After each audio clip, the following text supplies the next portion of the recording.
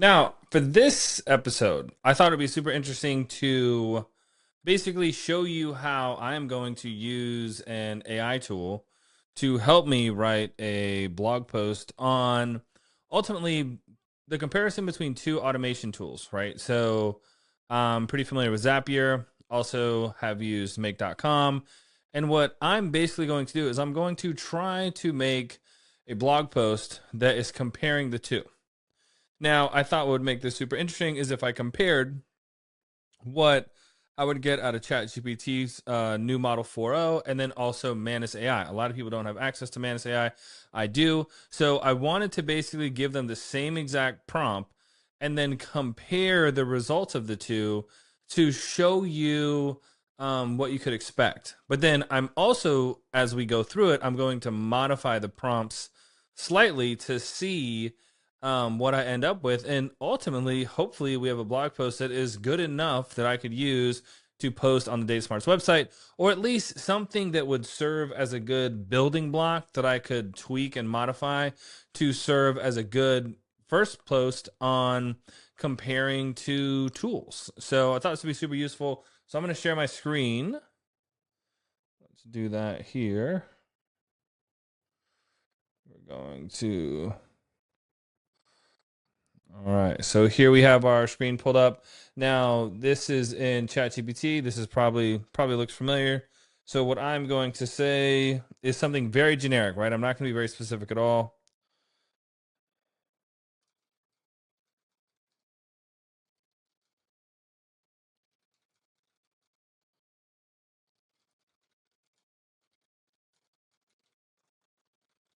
So this says, I want you to write a blog post that compares Make to Zapier. And that's it. And I'm going to submit that. And I'm going to jump over to Manus.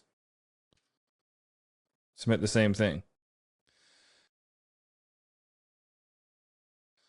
So ChatGPT is already getting into it. Make versus Zapier, which automation tool is right for you? Manus. So one of the things that I have noticed about Manus is that Manus is like very intentional about what it's doing, and it likes to tell you what it is doing before it starts doing it. It is almost like it spends a little bit more time up front building a plan. And then it's like, okay, this is what I think you want me to do. I'm going to build a plan. What do you think about my plan? Then it goes and executes the plan. The other thing that it does is it seems to be significantly more technical than ChatGPT. So I bet ChatGPT is already done. So yeah, so here you have it. So I don't know how many words that is, but I've got a full blog post. ChatGPT basically, it starts off with a TLDR, which is pretty cool. Too long, didn't read. So it goes through easy use interface, complex logic, speed, pricing, and then who it's best for, which giving it absolutely no prompts, I think that is a pretty cool little snippet. Now it breaks down each one of those sections. So easy use has a small section. And then what it basically does is it gives a check mark, to use Zapier if you're just getting started, use Make if you're ready to nerd out, which is funny. Interface and flexibility, logic and power, speed and reliability, pricing, best use cases. So it goes through all that and then it gives you a verdict. And then basically the verdict is, if you want quick wins, use Zapier. If you want full control logic, Make will blow your mind. Pretty cool. And then it also gives you some final thoughts, which I think is pretty interesting. And then at the end of it, it actually is saying subscribe to dataSmarts, which is pretty cool. If I jump back over to Manus, Manus is still working. So what it is doing, it is showing me that it's researching the Make platform. It is, wow. So it's creating a file, block comparison, scrolling down, checking. So it is basically going through the entire website for Make. So yeah, so right now it is still researching make.com, which was formerly Integramat. What? Make is such a better name than Integramat. Okay, so now it's updating his plan, researching make, continuing to research make, researching make, researching make.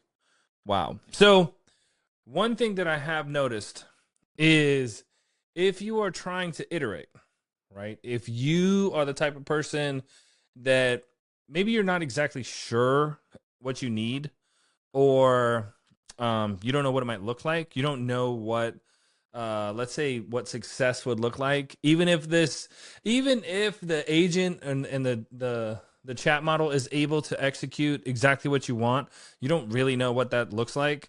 So I do think ChatGPT, we probably could have already gone through 2 or 3 entire blog posts, right? I could have had it write that first one and then said, hey, you know what, let me ask it to make it a little bit more technical. Right. Great. Thanks for this. Can you make the article a little bit more technical? Right. So I'm going to ask it another prompt. Now, if I go back over to Manus is just now. So what Manus did was it went through and it researched everything about make. Now it is starting to research everything about Zapier. So it has been running 40 seconds right now, reviewing Zapier. So again, it is still doing research. Let's go back over to ChatGPT. Second blog post is just about done. Second blog post is done. Now let's say, I hadn't even looked at it, but let's say, great, thanks. Can you create another version that is geared towards non-technical business owners or that have never used? So now I'm saying, great, thanks. Can you create another version that is geared towards non-technical business owners or operators that have never used an automation tool before? Go over to Manus.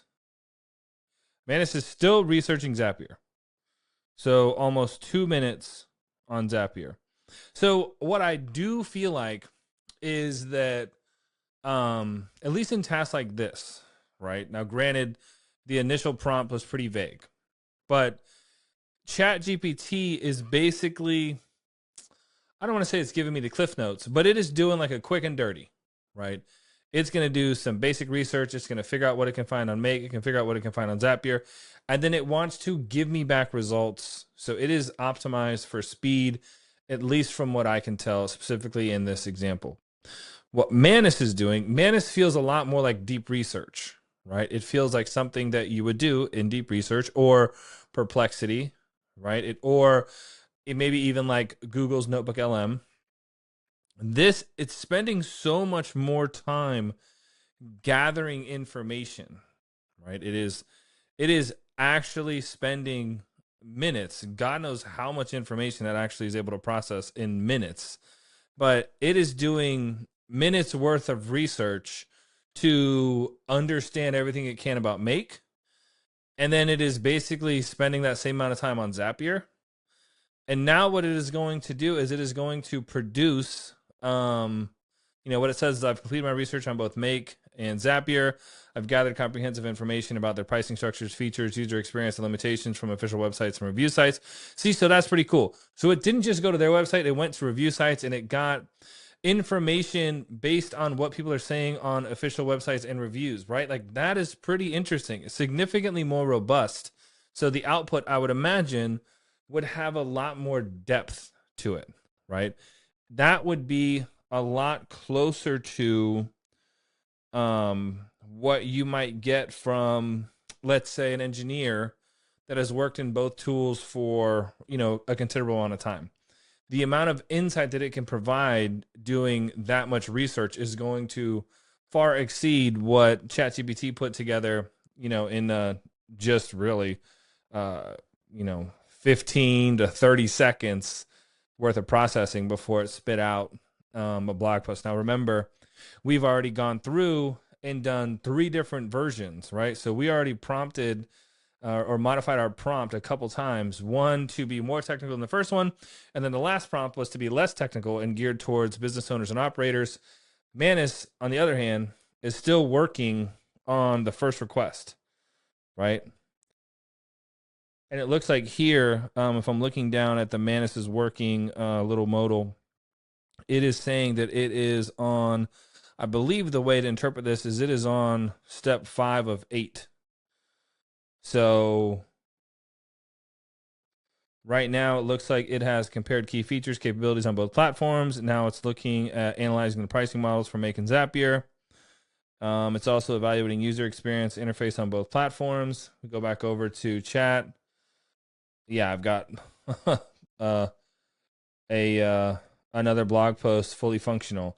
I do think that, if you're not sure what you're looking for, I think that you could end up wasting a bunch of time on Manus. Like, if I don't even know if this is exactly what I should be posting on my website, if this content or the concept is going to work, and I'm spending, and this sounds ridiculous, if I'm spending minutes waiting for this model to generate an output, then I'm going to waste a lot of time in Manus because I'm waiting around for the result to know that it's not going to work. ChatGPT, put this in there, read the post. I'm like, that's not really going to work. Okay, let me switch. Let me pivot to something else, right? I only wasted 15, 30 seconds. I'm not out what will probably end up being, how long have we been recording? 12 minutes. So what will probably end up being 10, 15 minutes before Manus is able to put something together. So now it looks like it's on step 6 of 8. Completed the research comparison phase of Make versus Zapier blog posts. Analyze both platforms, detail, comparing their key features, blah, blah, blah. Now begin writing the comprehensive blog post that synthesizes information into a cohesive, informative article. Structure it to help readers understand the strengths and weaknesses of each platform and determine which might be better suited for their specific needs. So I imagine that this article is going to be significantly longer, right? So what I will do is I will post, I should be able to do this. I will post links to the articles that are generated with the exact prompt for both, if you want to check that out. I think it would be a pretty cool comparison.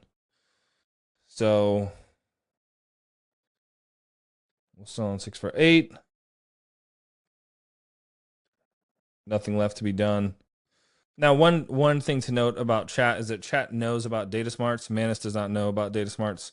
So at the end of all the blog posts, it's saying that, if you're still unsure which tool is right for you, or you just want to help getting started, subscribe to dataSmarts, which is pretty cool. Like, it's smart enough to know that this is something that, I've been building, and it knows to try to, push people to register, which is awesome.